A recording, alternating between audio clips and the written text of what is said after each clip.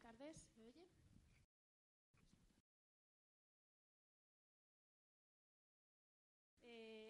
La intención de este acto es presentar públicamente el documento Reorganizar el sistema de cuidados, condición necesaria para la recuperación económica y el avance democrático, que ha sido elaborado por las economistas María Pazos y Viviana Medialdea.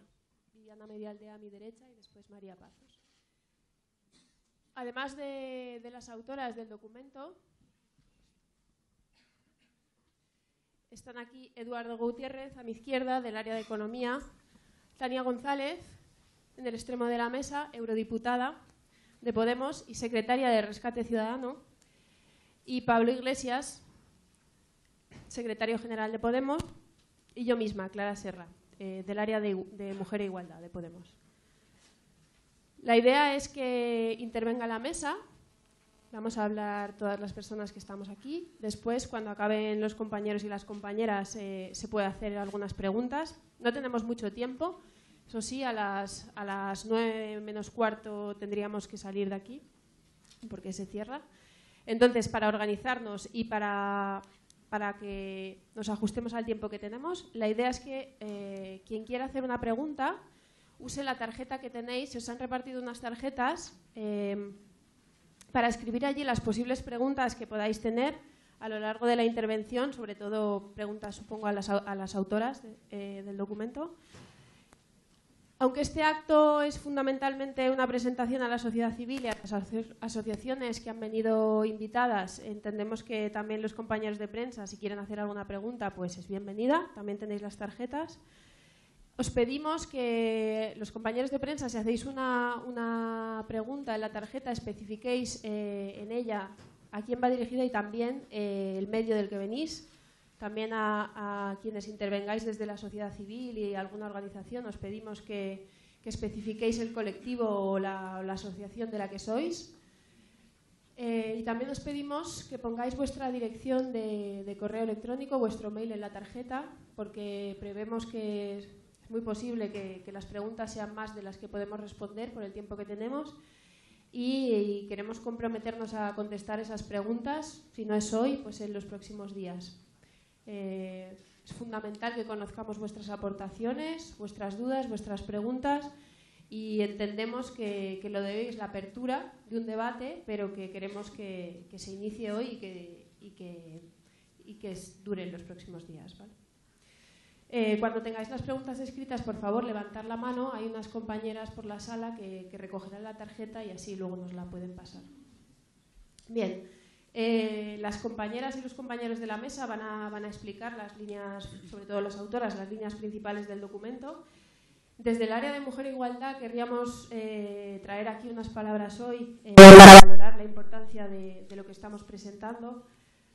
El área ha impulsado la petición de este documento a las expertas, este documento marco, porque entendemos que es abrir un debate, entendemos que abrir un debate sobre la reorganización de los cuidados es fundamental, es un paso fundamental, un paso más de los que ya hemos dado, pero un paso importante hacia la construcción de un programa económico para recuperar la economía para la gente, que es el proyecto de Podemos.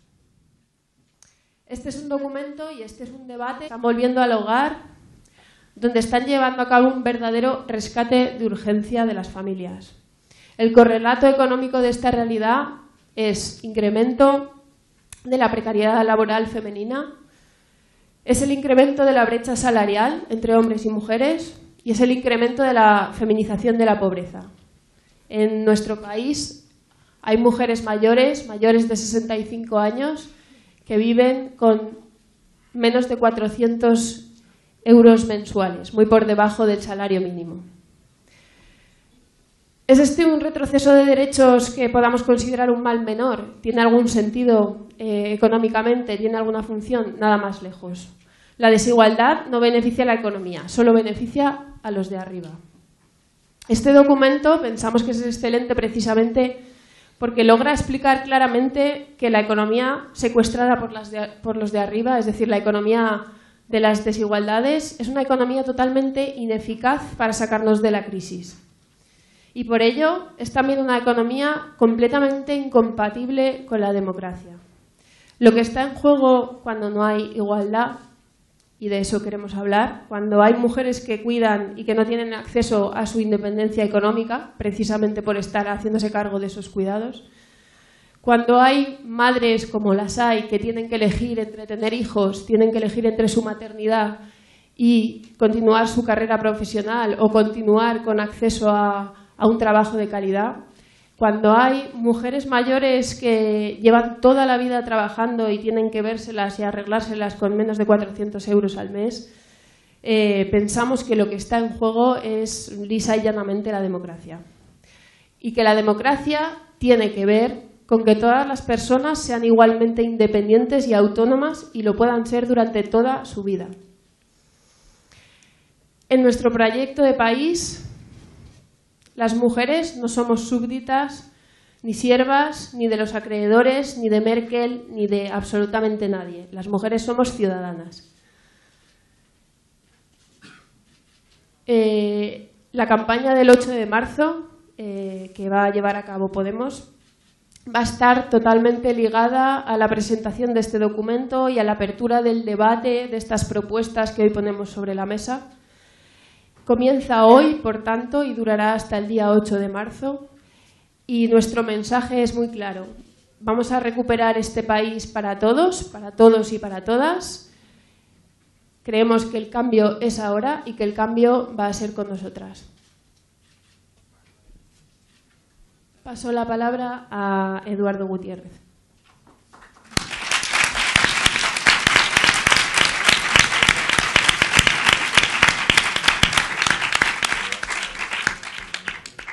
Buenas tardes. Bueno, lo primero que yo quería exponer es que cualquier tipo de políticas que ahora mejoren la distribución de la renta y además dirijan rentas públicas hacia segmentos sociales que van a dedicar el hueso fundamental de esas rentas al consumo, es lo mejor que puede ocurrir en términos macroeconómicos. Porque lo que ha ocurrido con las políticas de austeridad es, por hacer un símil, es lo que ocurría con la medicina medieval, que se aplicaban sangrías para que el enfermo echase fuera los supuestos espíritus y sustancias que provocaban la enfermedad. Lo único que ocurría la inmensa mayoría de las veces es que ponían al enfermo en estado comatoso. Y eso es lo que ha ocurrido con las políticas de austeridad impuestas por las oligarquías europeas. A mí no me gusta hablar impuestas por Alemania. En Alemania también hay trabajadores y trabajadoras que no han respaldado este tipo de políticas, por más que hayan votado a la Merkel y al SPD. Entonces, cualquier política pública que aumente ahora mismo el nivel de consumo y lo que los economistas denominamos la demanda solvente es el mejor mecanismo para conseguir la recuperación de las actividades de las empresas. En un reciente informe, concretamente de una encuesta promocionada por la Comisión Europea, en donde se encuestaba a casi 10.000 ciudadanos europeos, se les preguntaba que cuáles eran las razones que, según estos ciudadanos, lastraban más la situación económica de sus países. Y el 30 y tantos % ponían en primer lugar la caída de las ventas o la caída de los ingresos salariales que tenían.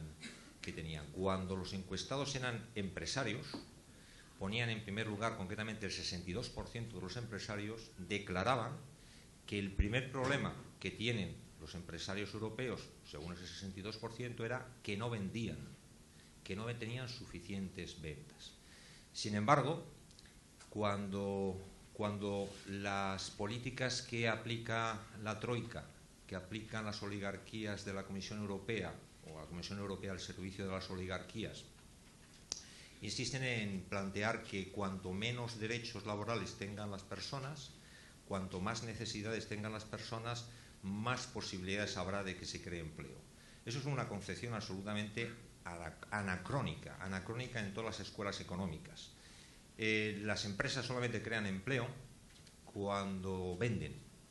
ningún empresario, por muy barato que sea contratar a un trabajador, va a contratar a un trabajador si no tiene expectativas de ventas. ¿Y cómo podemos conseguir que la demanda y, por lo tanto, las ventas de las empresas mejoren las expectativas de generación de empleo por esas empresas? Mejorando la distribución de la renta a través de rentas públicas, que además van a ir destinadas a aquellas personas que más dificultades tienen para tener una vida digna. Si ubicamos millones de euros, miles de millones de euros en segmentos sociales cuyo destino de esas rentas van a ser el 100% del consumo, vamos a recuperar las actividades de las microempresas y de las empresas medianas, que son las que generan empleo. Por lo tanto, las razones de mejorar la distribución de la renta, de acudir en ayuda de esos grupos sociales que están en la miseria y en la desesperación, es decir, que más allá de las cifras, lo que sabemos es que hay familias y hay personas que día a día están en la desesperación de no poder pagar la luz y le cortan la luz, de no poder dar 3 comidas a sus hijos. Lo mejor que se puede hacer es inyectar, en términos colectivos y macroeconómicos, inyectar renta a estos colectivos sociales, estos grupos sociales, mejorar, por lo tanto, la distribución de la renta, y a partir de ahí se reactivará la demanda de las empresas, las ventas. Es más, en el contexto que vive la economía occidental y global del planeta, que sabemos que hay pues una crisis climática y energética y de recursos naturales creciente, lo mejor que podemos hacer es promocionar y estimular la aparición de empresas y sectores sociales que no consumen tanta energía, que no consumen tantos materiales y que además es muy difícil deslocalizar en la economía mundial. Si los servicios a las personas mayores, si los servicios a las mujeres casadas solteras, madres solteras, es decir, mujeres monoparentales, que son las que presentan en la estructura de la distribución de la renta, presentan los niveles de pobreza y de miseria más altos. Si conseguimos dar servicios a todo este tipo de colectivos, el conjunto de la población, la mayoría de la población y de las empresas de este país verán reactivada su actividad. Como consecuencia de eso, incluso los ingresos públicos fiscales aumentarán. Por lo tanto, cualquier revisión del sistema de servicios sociales y de ayuda a la familia que se plantea es en sí mismo una de las mejores medidas macroeconómicas para conseguir salir de la austeridad y de la sangría económica a la que nos aboca la política de austeridad de la Troika y de las oligarquías europeas. Nada más, gracias.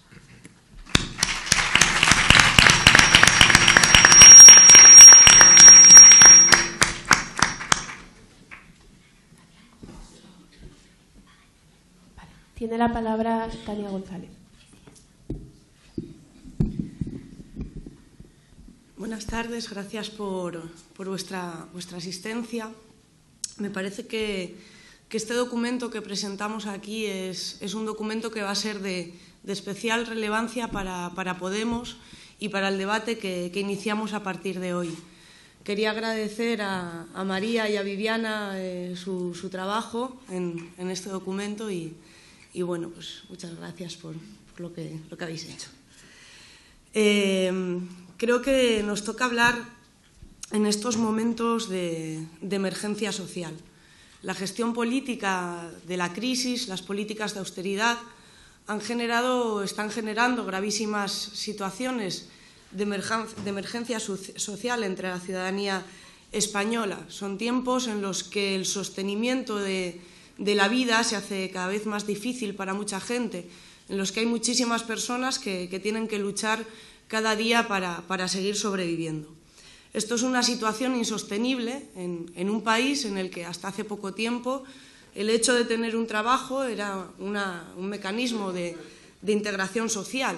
El hecho de tener un trabajo aseguraba la subsistencia y una mínima calidad de vida. Hoy en día estamos asistiendo a procesos como el hecho de los trabajadores pobres, cada vez más personas que trabajan y que no pueden llegar a final de mes con el salario que cobran, la precariedad, el exilio, los niveles de pobreza a los que estamos llegando, que son elementos que no podemos permitir que se perpetúen, que lleguen a ser algo institucionalizado, es decir, que se acepte que esa es la vida normal, que lo normal es trabajar y no llegar a final de mes, que lo normal es ser desahuciados, que lo normal es los empleos precarios, temporales. No se puede aceptar como normalidad la pobreza y la emergencia social a la que estamos asistiendo. Sin embargo, hemos visto cómo el presidente del Gobierno, Mariano Rajoy, en el debate sobre el Estado de la Nación, decía que estamos saliendo de la crisis y que solamente hacían falta 3 años para esto. Bueno, pues o bien Mariano Rajoy intenta engañar a sus ciudadanos, algo que es muy difícil porque los ciudadanos viven su propia realidad, o bien es que es un presidente del Gobierno que está completamente al margen de la ciudadanía y de la realidad de su país. Los datos, lo que le dicen a Mariano Rajoy es todo lo contrario. Lo que nos dicen es que estamos llegando a unos niveles de desigualdad social que nos colocan más cerca de los países del sur y del este de Europa que de las sociedades más avanzadas de la Unión Europea. Datos que nos dicen que el 92% de los contratos firmados en 2014 eran temporales y que el 40% de los contratos temporales duró menos de un mes. Datos que nos dicen que tener un hijo 2 aumenta del 7% al 11% las posibilidades de ser un trabajador o una trabajadora pobre, según Oxfam.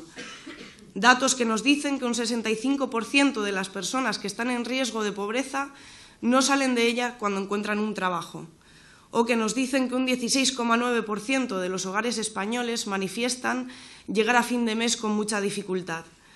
Y datos que nos dicen que los servicios básicos como la luz o el gas han subido el triple que los salarios desde 2007.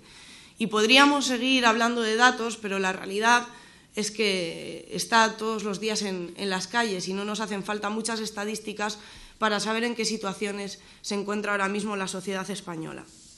Necesitamos políticas de cambio que rescaten a los ciudadanos, medidas de atención a la emergencia social y a las víctimas de la crisis y de su pésima gestión.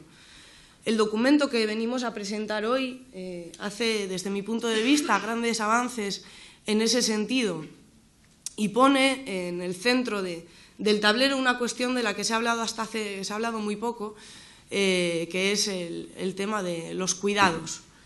Los cuidados son necesarios, totalmente fundamentales para la reproducción social y para el desarrollo económico y deben ser rescatados de esa posición de evaluación, de esa posición social devaluada en la que muchas veces se realizan de manera invisible, tradicionalmente, mayoritariamente por mujeres y muchas veces de manera invisible, excluidos del mercado laboral, excluidos de la economía y cuando están dentro del mercado laboral en condiciones pues, de alarmante precariedad. Es necesario otorgar una preeminencia a los cuidados para reformular su organización social y ello forma parte de una estrategia económica de gran repercusión social, de desarrollo económico, de crecimiento, de igualdad, de inclusión, de convivencia y de sostenibilidad. Como decía Clara, es una cuestión.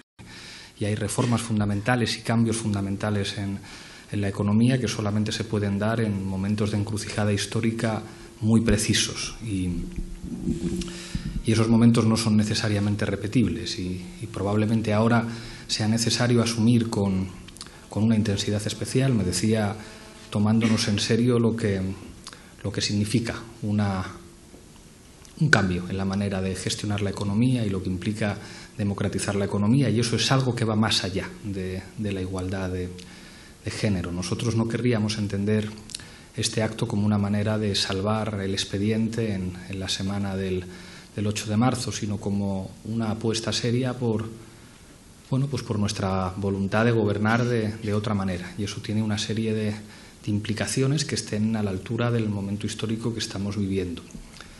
Cuando nosotros decimos que convocamos a la sociedad civil a la elaboración programática, y entendemos por sociedad civil tanto a los movimientos ciudadanos como a las asociaciones, colectivos y profesionales, que son los que en última instancia pueden utilizarnos como instrumento a nosotros para que se produzca un cambio político, estamos tratando de señalar cuál es la clave para que el cambio político se produzca, que no es solamente que Podemos gane las elecciones, eso estará muy bien, y vamos a trabajar para ganar las elecciones y vamos a trabajar para obtener una mayoría absoluta, pero con eso solo no basta. Es fundamental incorporar las demandas sociales, incorporar la materia gris de sectores sociales que han estado excluidos de las políticas públicas, que han estado en manos de lo que nosotros llamamos mercaderes de los ricos, que han estado en manos de aquellos que han utilizado lo público para enriquecer a una minoría, en manos de esos fracasados de las políticas de austeridad que, antes que otra cosa, antes que ser crueles, antes que haber provocado un enorme dolor, han demostrado ser enormemente ineficaces a la hora de afrontar los principales problemas que ha visibilizado la crisis económica, que a su vez ha dado lugar a una crisis política y a una crisis de régimen. Este documento no es una manera de salvar el expediente, ni siquiera es una manera de decir ya tenemos programa. Es un documento que proponemos como debate a la sociedad y por eso lo presentamos aquí y por eso vamos a tratar de responder a las preguntas y por eso vamos a tratar de que constituya el marco de una convocatoria a la participación para tener no solamente un programa electoral eficaz, sino el mejor programa electoral que nos sirva para decir, miren ustedes, nosotros y nosotras sí tenemos un proyecto de país distinto, nosotros sí sabemos gobernar de otra manera, precisamente porque no va a ser un nuevo partido el que va a gobernar, sino que esta nueva formación política va a ser el instrumento para que la sociedad civil, para que los sectores más preparados, para que los sectores que tienen un mejor diagnóstico social puedan demostrar que las cosas se pueden hacer mejor. Y eso implica poner el acento sobre una cuestión que ha estado y que está permanentemente excluida del debate. Yo nunca he oído en La Sexta Noche a ninguno de los economistas que aparecen frente a una pizarra hablar de cuidados y hablar de la invisibilización del trabajo femenino, que es absolutamente imprescindible para entender el desarrollo de las sociedades. No he visto a economistas en los medios de comunicación diciendo que la crisis económica tiene un rostro femenino y que implica el ocultamiento de trabajadoras que se ocupan de algo tan fundamental para que una sociedad exista como el cuidado de los niños, como el cuidado de los enfermos o como el cuidado de los dependientes, y cómo las políticas de austeridad se revelan como el mejor mecanismo de exclusión y el mejor mecanismo de destrucción de las conquistas sociales históricas de las mujeres.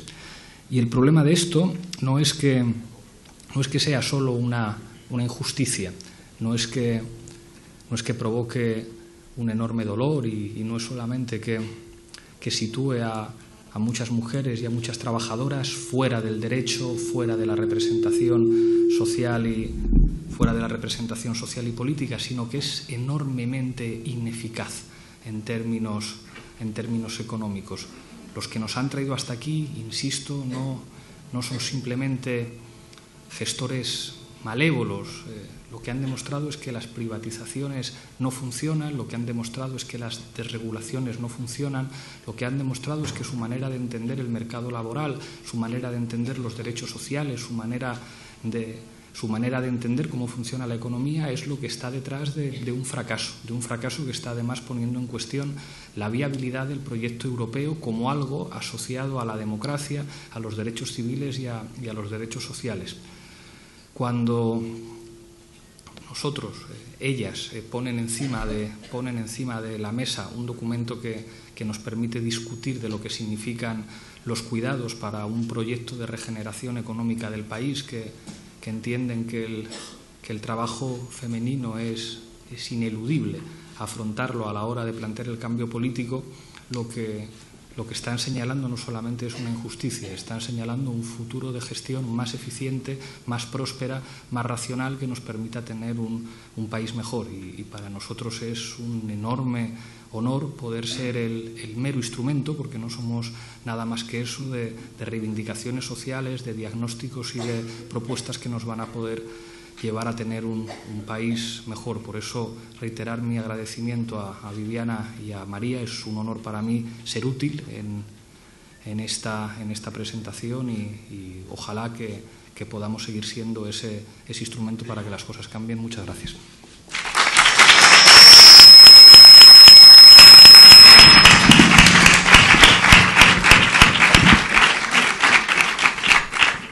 Tiene la palabra Viviana Medialdea.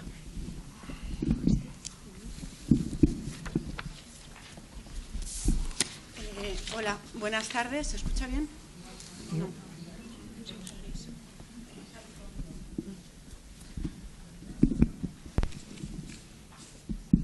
¿Ahora se escucha? Vale, buenas tardes.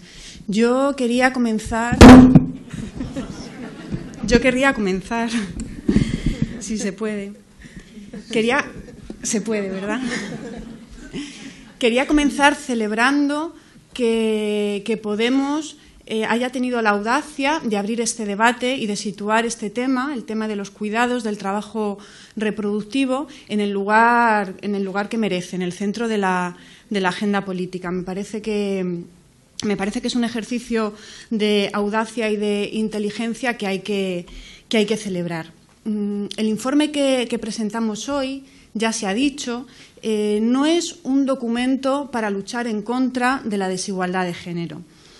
En realidad es eso, pero es eso y mucho más. La solicitud concreta que nos hizo Podemos y a lo que hemos tratado de atender, lo que nos pidieron es que realizáramos un informe sobre la necesaria reestructuración del sistema de cuidados. Para ello, nosotras lo que hemos hecho es preparar un documento que básicamente recoge dos cosas. Por un lado, hacemos un diagnóstico del sistema actual de cuidados, tratando de identificar y analizar lo que entendemos que son sus principales problemas, y, en segundo lugar, abordamos las propuestas que pensamos, basándonos fundamentalmente en la experiencia internacional, en la experiencia de los países nórdicos, sobre todo, las propuestas que pensamos y sabemos que ayudarían a solventar esos problemas. Se trata, en realidad, ¿no?, creo que conviene aclararlo, se trata de un ámbito muy específico el que analizamos en el informe. Cuando hablamos de sistema de cuidados, en el fondo nos estamos refiriendo específicamente a la atención a la dependencia y a la atención a la infancia. El que sea un ámbito tan concreto nos permite también poder formular, más allá del análisis general de diagnóstico que hacemos, poder formular medidas muy, muy concretas, que son las que sometemos al debate. Es un ámbito muy específico, decía, pero es también un ámbito estratégico, y creemos que en el documento queda bien explicado. Estratégico porque, siendo concreto, es a la vez clave para afectar en sentido negativo o en sentido positivo, las dos posibilidades están abiertas, con posibilidad de afectar las condiciones de vida del total de la población. Es, por tanto, consideramos un ámbito de intervención estratégico.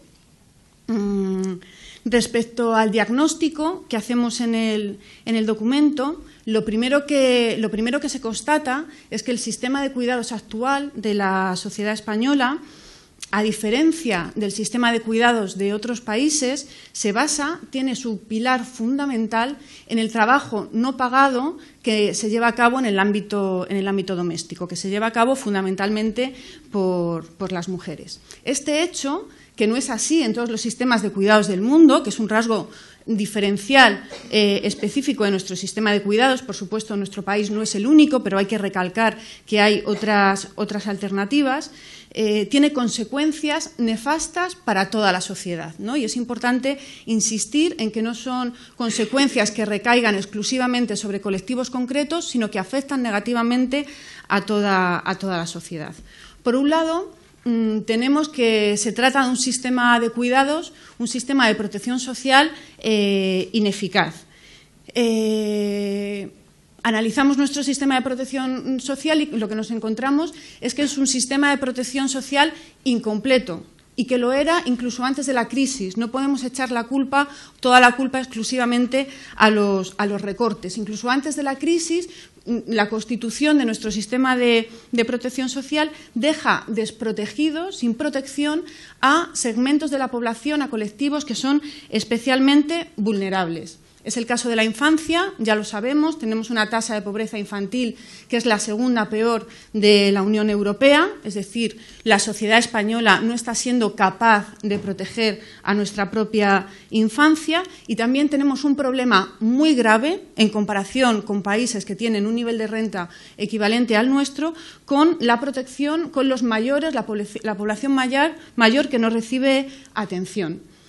Esto genera situaciones personales y situaciones familiares dramáticas, igual que en el caso de la infancia, los casos de las familias monoparentales son especialmente graves. En el caso de los mayores desatendidos, el caso de las personas mayores que viven solas, que no es una situación marginal, estamos hablando en torno a 1,5 millones de personas, es también especialmente grave. Entonces tenemos, por un lado, un sistema de protección social ineficaz, que no protege precisamente a aquellos colectivos más necesitados de protección, y en segundo lugar tenemos un sistema de protección social, un sistema de cuidados en concreto, que genera múltiples discriminaciones, ¿no? Por eso en el documento hablamos de que da lugar a un déficit democrático.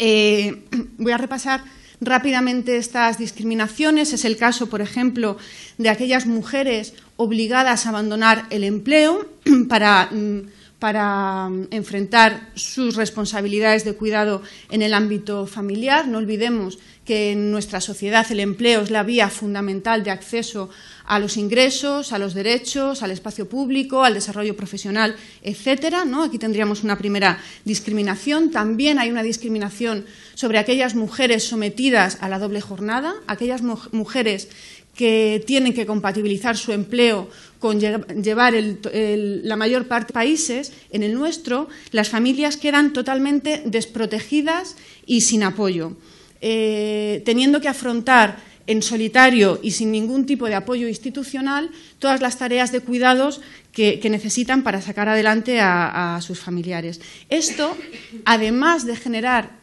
muchísimas situaciones personales graves, genera un problema colectivo que nos atañe como sociedad. Uno de sus indicadores más elocuente es que en España tenemos la tasa de fecundidad y un problema de envejecimiento de la población palmario, ¿no? Es, por tanto, un problema que trasciende la suma de dramas individuales y que, como sociedad, nos sitúa ante un problema colectivo grave.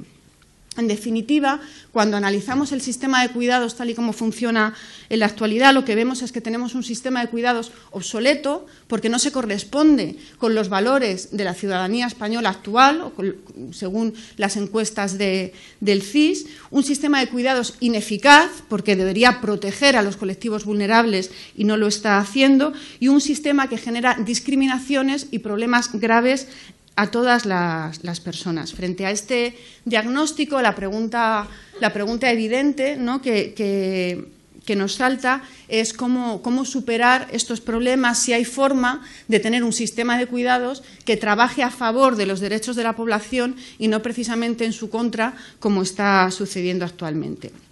Bien, afortunadamente podemos recurrir al estudio de la experiencia internacional y podemos analizar cómo otros países que resuelven de forma distinta sus demandas de cuidados, en particular, ya lo hemos dicho, estudiar cómo lo hacen los países nórdicos, nos da claves sobre cómo tendríamos que reorganizar nuestro sistema para superar estos problemas. Las claves básicamente consisten en dos ejes. Por un lado, se trata de asumir que la responsabilidad del cuidado es una responsabilidad en gran medida social y que, por tanto, hay que colectivizarla. Eso se traduce en apostar por unos servicios públicos potentes, en particular servicios públicos de atención a la dependencia y servicios públicos de educación infantil, ¿no? Ese sería entonces el primer eje de actuación. El segundo eje tiene que ver con aquel trabajo de cuidados, aquel trabajo reproductivo que sí ha de llevarse a cabo en el seno de los hogares, de las familias, pero que ahí debería el sistema de cuidados garantizar que se dan las condiciones materiales suficientes para que haya un reparto equitativo de ese trabajo que sí se realizará en los hogares entre los hombres y las mujeres, ¿no? Generar condiciones materiales que posibiliten ese reparto equitativo implica, por ejemplo, aplicar medidas en el mercado laboral, ¿no? Pues, por ejemplo, jornadas laborales, eliminación de estímulos al trabajo parcial, etcétera. En conclusión, y con esto ya doy paso a María, el estudio de la experiencia internacional de los países nórdicos nos permite sacar dos enseñanzas que me parecen básicas. Por un lado, nos permite constatar que reorganizar el sistema de cuidados en esta dirección y en base a estos dos ejes que acabo de enunciar supondría una mejora para toda la sociedad y no para colectivos específicos. La segunda conclusión importante que yo creo que podemos sacar es que hacer este cambio, esta reorganización del sistema de cuidados es posible y que además tenemos ejemplos concretos que nos están enseñando el camino y que nos están facilitando saber cómo hacerlo. En concreto, sabemos que la clave está en la aplicación de políticas públicas adecuadas.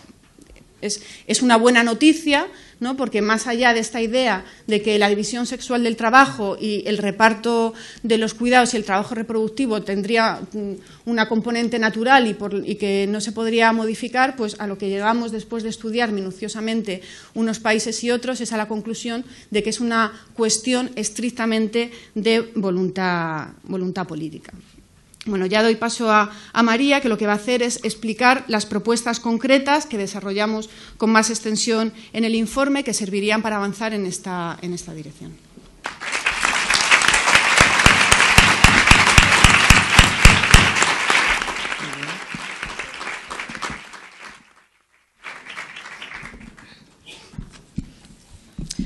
Hola, buenas tardes.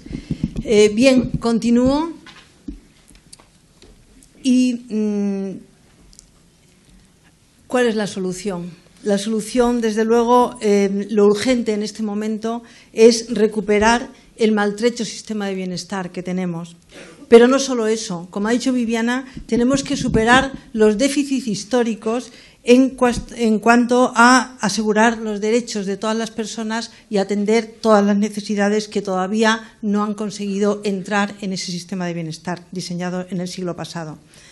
Para ello, solamente tenemos que recuperar los principios de lo que tiene que ser un sistema de bienestar en democracia. Estos son tres. El primero es el principio de solidaridad, a cada cual según sus necesidades. El segundo es el principio de capacidad, de cada cual según sus posibilidades. Todas las personas tienen que contribuir en función de su renta y en función de su capacidad.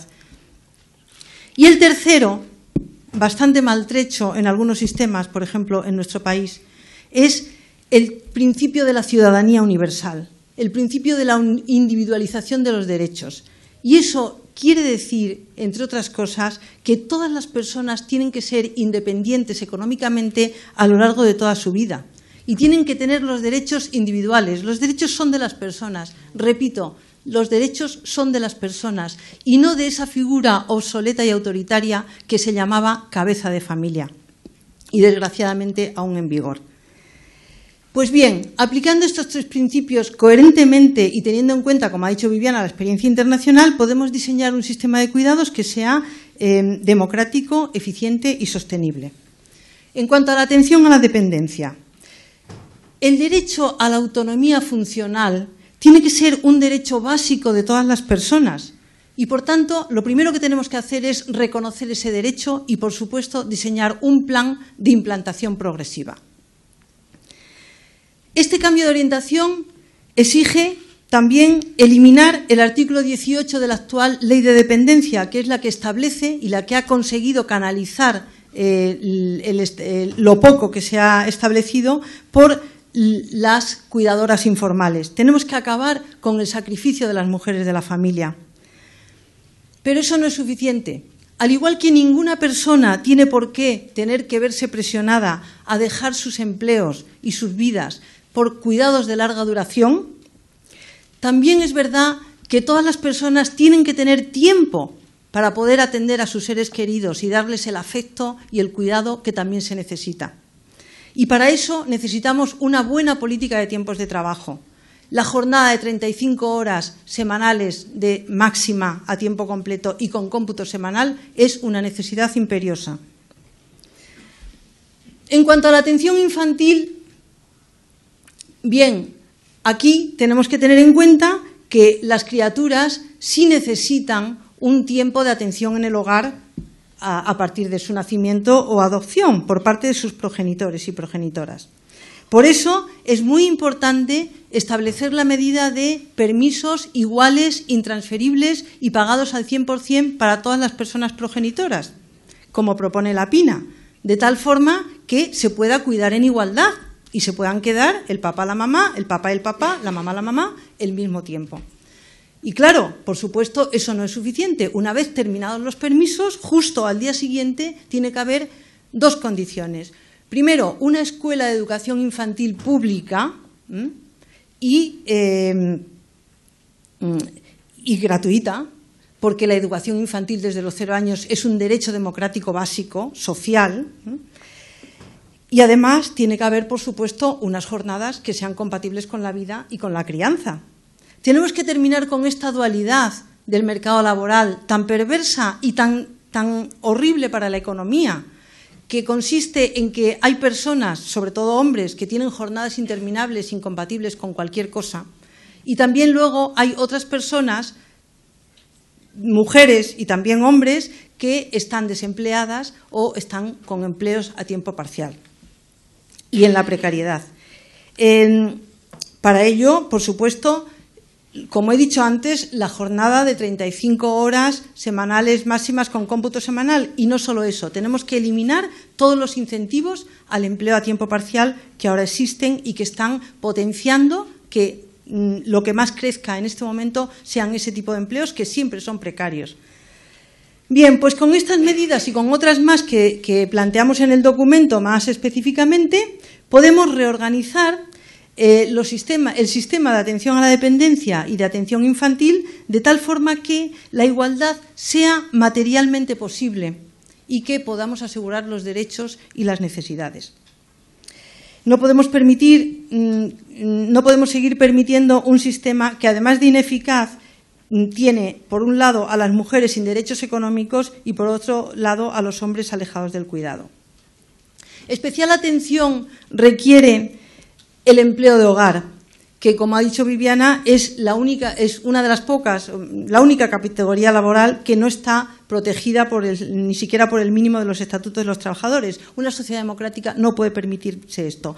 Pero, aparte de la equiparación inmediata de estas trabajadoras con el resto de los empleos, yo quiero llamar la atención sobre una cosa. Sabemos que en los países donde esto se ha hecho, manteniendo a la vez el sistema de cuidados antiguo basado en el cuidado en el hogar y sin servicios públicos, ¿qué es lo que se ha conseguido? Que este empleo sea aún más sumergido de lo que ahora, es decir, aún más sin derechos. La única forma de tener empleos dignos en cuidados es la universalización de los servicios de atención a la dependencia y de educación infantil. Este caso demuestra que tenemos que elegir claramente entre dos modelos de organización de los cuidados y dos modelos de estructuración del mercado de trabajo. Y además que todos los ámbitos forman parte de un todo coherente. También forma parte de un todo otros déficits democráticos que aquí no tratamos, porque aquí solo nos hemos referido a la reorganización de los cuidados. Y al igual que Viviana decía que este documento no solo trata de igualdad, también tenemos que decir que la igualdad es mucho más y requiere muchas otras medidas aparte de las que están en este documento. Una sociedad que apuesta por la ciudadanía universal tiene que garantizar todos los derechos, no solo los derechos económicos. Y la sociedad ya ha apostado. La sociedad española ha apostado por la igualdad. La prueba es que la única reivindicación popular que ha hecho caer a un ministro en esta legislatura ha sido el derecho de las mujeres a mantener el aborto. Pero también hay que decir que fenómenos socialmente repudiados, como puede ser la violencia de género, hay que atacarlos específicamente, pero tenemos que comprender que forman parte de una estructura social en la que la familia patriarcal se convierte en la primera escuela de dominación y de desigualdad, como nos han explicado nuestras maestras hace ya siglos. Bien, el documento cierra explicando que hay condiciones económicas, sociales y políticas para el cambio que proponemos. Hay condiciones económicas porque necesitamos un rescate, porque necesitamos aumentar el gasto público para solucionar el déficit social que tenemos, pero tenemos que hacerlo en el sentido adecuado, tenemos que reestructurar el presupuesto. Hay muchas medidas que ahora provocan desigualdad y tienen mucho más presupuesto que muchas medidas de las que necesitamos. Porque la sociedad está preparada, porque según el CIS la sociedad apuesta por la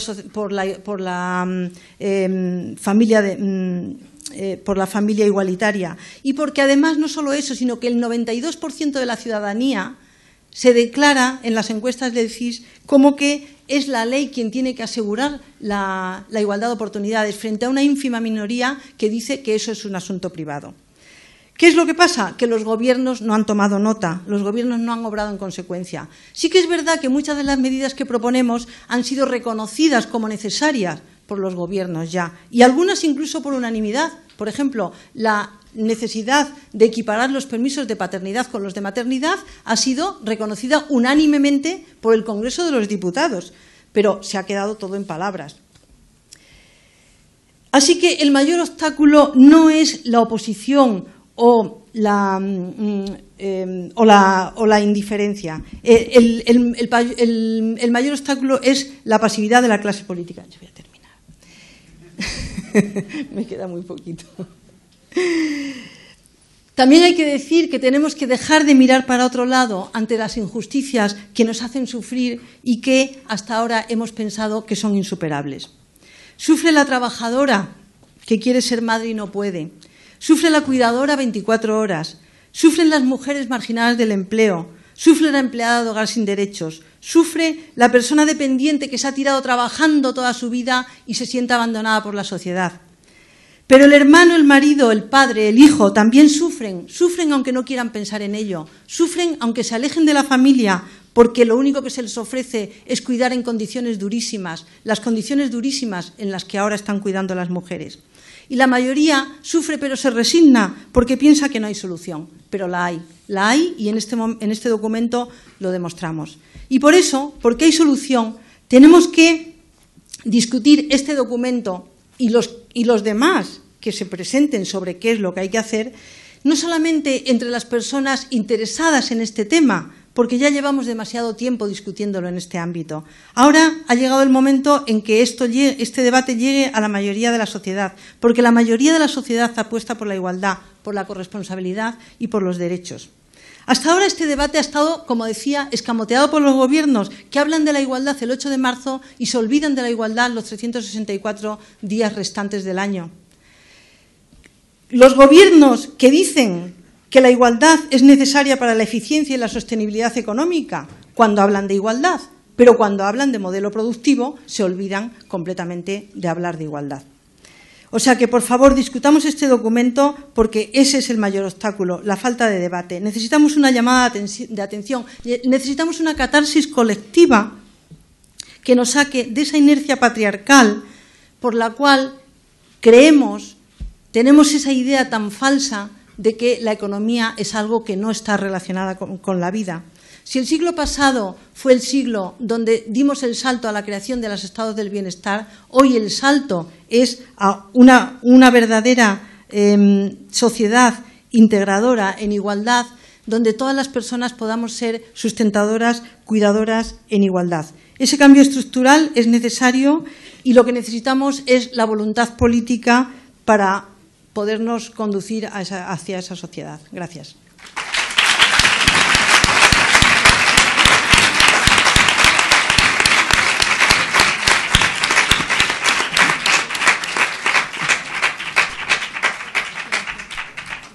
Oye, sí, gracias. Bien, tenemos poquito tiempo, 15 minutos para preguntas. Voy a leer yo las preguntas y, si os parece, vamos a intentar ser breves en las respuestas, 2-3 minutos, y así nos da tiempo a más. Esta pregunta es de la agencia EFE, a las autoras del documento. La pregunta es: ¿cómo ha calculado Podemos que puede financiar todas estas prestaciones? ¿Supondría un aumento de impuestos? ¿De qué tipo? Sí, lo que quieras, lo que tú quieras. Me da igual.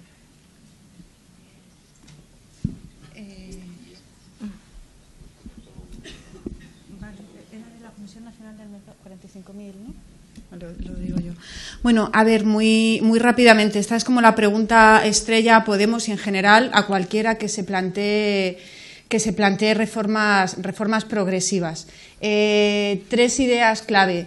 La primera, lo estamos diciendo insistentemente, estamos en crisis, pero tenemos un problema muy grave, no solo de falta de recursos, sino de cómo se están asignando esos recursos y cómo se podrían movilizar. 2 datos, ¿no?, que últimamente los oímos muchos, pero que yo creo que son básicos. Solamente que, aunque la presión fiscal del Estado español fuera la misma del promedio de la Unión Europea, contaríamos con 92.000 millones de euros adicionales para presupuesto público, y según un reciente informe de la Comisión Nacional del Mercado de Valores, racionalizando las administraciones públicas se podría generar un ahorro de en torno a 45.000 millones de euros. Esa la primera idea. La segunda idea: estamos proponiendo una reorganización del sistema de cuidados que a medio plazo es eficiente, es decir, que supone aprovechar el capital productivo de las mujeres que actualmente se desaprovecha, que supone aprovechar el capital de cuidados de los hombres que actualmente se desaprovecha, y que supone una solución más eficiente que el trabajo de cuidados se esté llevando a cabo individualmente en los hogares. Es decir, que esta relación que hacemos siempre de que las cosas progresivas siempre cuestan más dinero, a medio plazo estamos hablando de mejorar la eficiencia del sistema. Y la tercera cosa, en el documento incluimos un apartado final en el cual comparamos algunas partidas, algunas medidas, estimaciones económicas, y las comparamos con otras medidas que actualmente se llevan a cabo, que suponen un gasto público importante y que están apuntalando este sistema obsoleto, ineficaz y generador de discriminaciones del sistema de cuidados, es decir, eliminando esas medidas. Esos países que han provisto servicios públicos para que nadie, por ejemplo, tenga que dejar su empleo por cuidados de larga duración, y que han universalizado la educación infantil y que han permitido que los hombres se queden un tiempo al cuidado exclusivo de sus bebés. Así es como verdaderamente se ha valorado el cuidado. Nos parece tan importante el cuidado que creemos que los hombres tienen que tener las mismas oportunidades de hacerlo, y además que cuando verdaderamente lo hacen le cogen el gusto y quieren que el permiso de paternidad sea más grande, porque es verdad que están extrañados de la familia. Queremos que todas las personas, hombres y mujeres, sin que tengan que hacer un papel, queremos eliminar los roles de género. Porque seas mujer no tienes que hacer esto, porque seas hombre no tienes que hacer esto. Que todas las personas sean libres de elegir y que sean cuidadoras y trabajadoras y que sean independientes económicamente. Todo eso es lo que es una nueva sociedad. Gracias.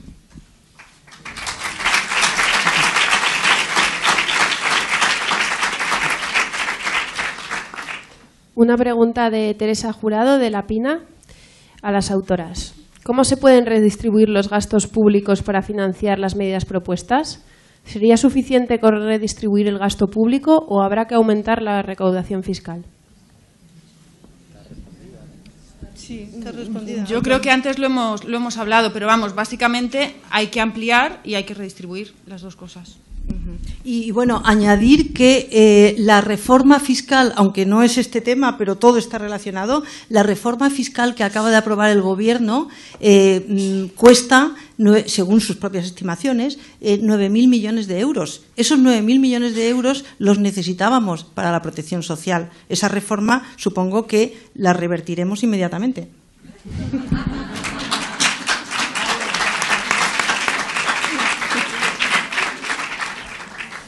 Una pregunta de medios de Radio Nacional. ¿Podrían concretar más la prestación universal por criatura? ¿Cuál es la diferencia con el cheque bebé? ¿Sería una ayuda única, mensual? ¿Cuál es la cuantía? ¿Hasta qué edad? ¿Financiación? Gracias. Bien, este es uno. No hemos hablado de esta medida, pero está en el documento y está bastante explicada. La protección a la infancia es absolutamente fundamental. Y esta idea de la prestación universal por criatura no es nueva, no nos la hemos inventado. Esto lo pusieron el siglo pasado los países nórdicos en pie. ¿Y por qué pusieron una prestación universal por criatura? Porque a lo mejor alguien podría pensar, bueno, mejor poner solo para los pobres, ¿no? Porque son quienes más lo necesitan. Pero el problema con las prestaciones generalizadas solo para pobres es que crean incentivos adversos a la participación laboral, y concretamente de las mujeres, que es la oferta laboral que es más elástica. Entonces, la redistribución, por lo que apostaron estos países, y les va muy bien, es donde menos pobreza infantil hay, es proteger a la infancia con prestaciones universales, entre otras cosas, pero prestaciones universales por criatura.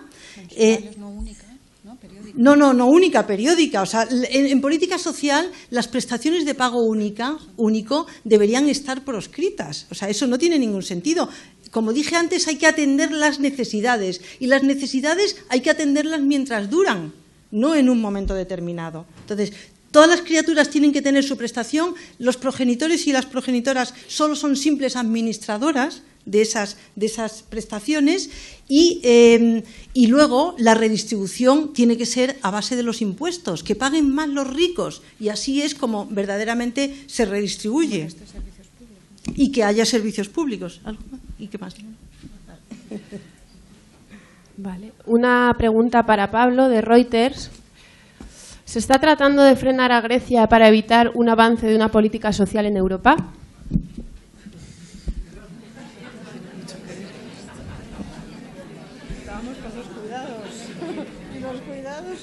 Creo que es una pregunta off topic, pero en la medida en que se me ha formulado no tengo ningún problema en responderla.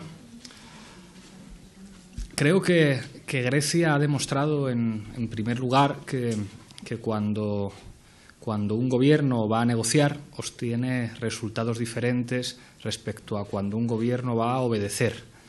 En ese sentido, pues bueno, ha sido patético ver cómo nuestro gobierno, en lugar de solidarizarse con un gobierno del sur, parece que está muy enfadado porque les han demostrado que incluso en el Eurogrupo, incluso con un país como Alemania, se puede negociar.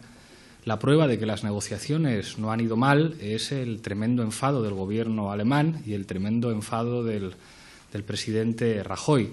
No hay que olvidar que hace solo unas semanas algunos auguraban la catástrofe en Grecia, algunos auguraban la salida inminente de Grecia del euro, y lo que tenemos ahora es un gobierno estable con unos niveles de apoyo popular inéditos.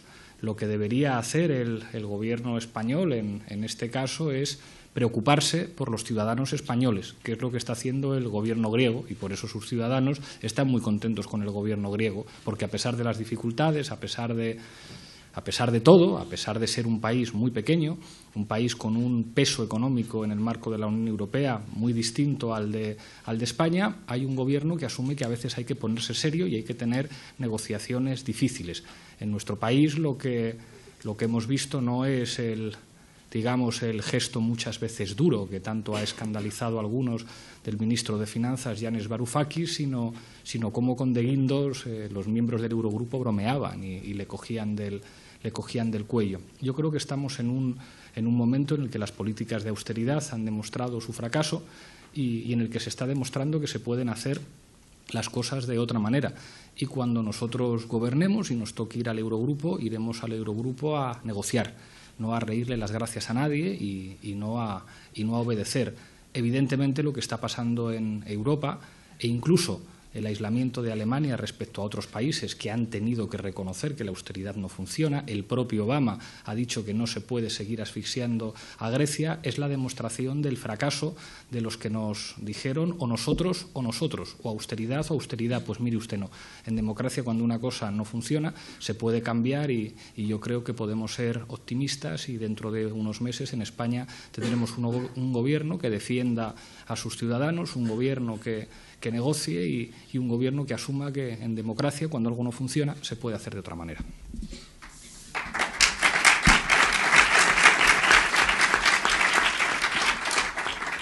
Vale, aquí hay unas cuantas preguntas. ¿Vamos a pensionar al ama de casa? No pone nombre. ¿Vamos a pensionar al ama de casa? ¿Se van a crear escuelas infantiles de 0 a 3 años?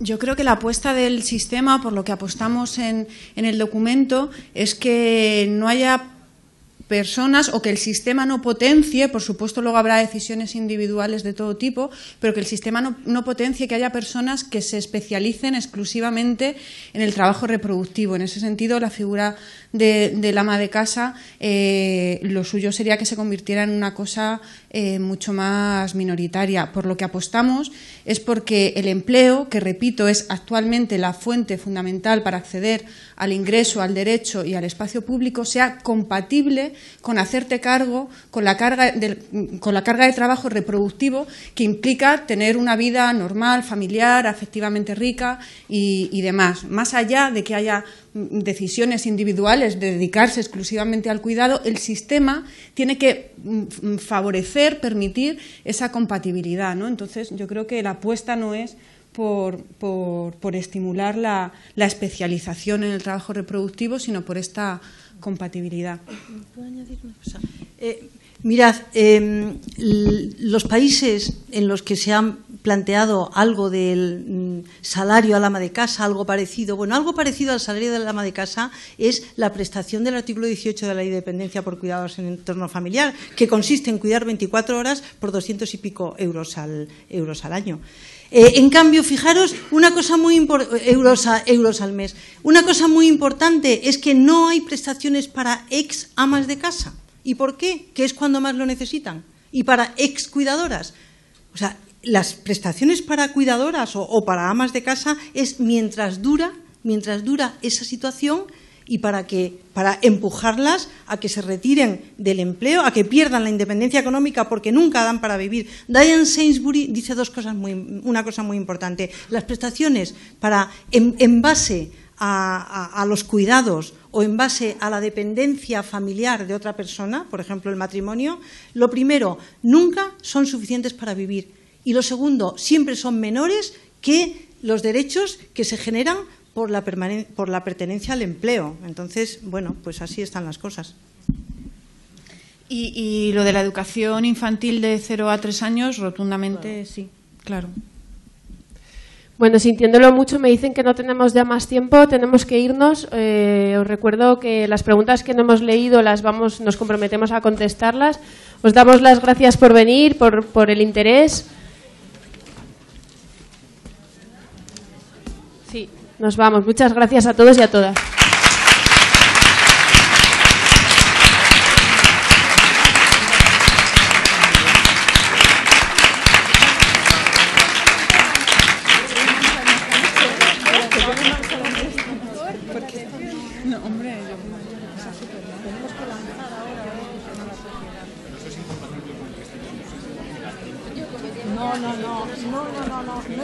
No estoy de acuerdo contigo.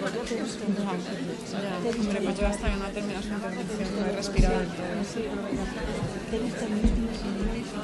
Y eso es lo que necesitamos.